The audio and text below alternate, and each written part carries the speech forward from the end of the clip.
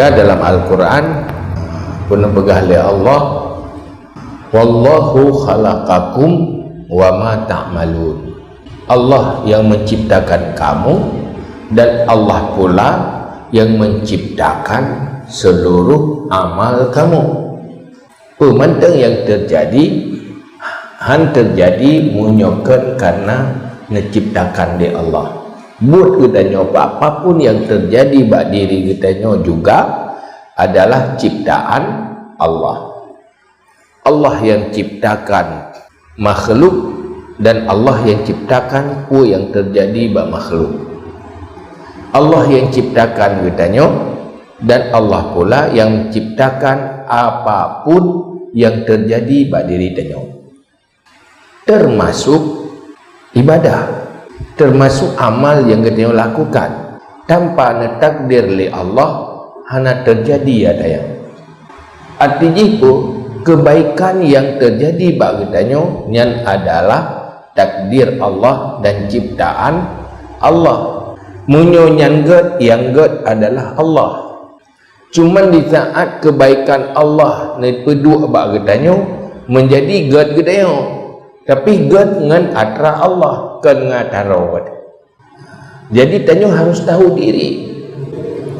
Di saat tapi pinjam bajegop yang laga wate tasuk menjadi kita nyotari, harus tahu diri nyankan bajero debe nyatago ada lagaknya yang bebut kelebihan bagi po baje tanyo cuman gebi si al peduk bag dayo megat de dayo, tapi kan kita yang bebut ge atago kan ge ata dayo. Menalah kebaikan-kebaikan amal-amal yang kita lakukan, tanyo bersadar diri bahawa itu adalah kebaikan Allah yang ditakdir bak kita. Munyo kita yang tak anggap kebaikan rode yang bikin kau ujung. Kebaikan yang nak bak kita tak anggap itu adalah sebuah kelebihan yang nak bak diri kita. Dua bahawanya adalah milik Allah, takdir Allah dan kebaikan Allah yang kagakun ujung.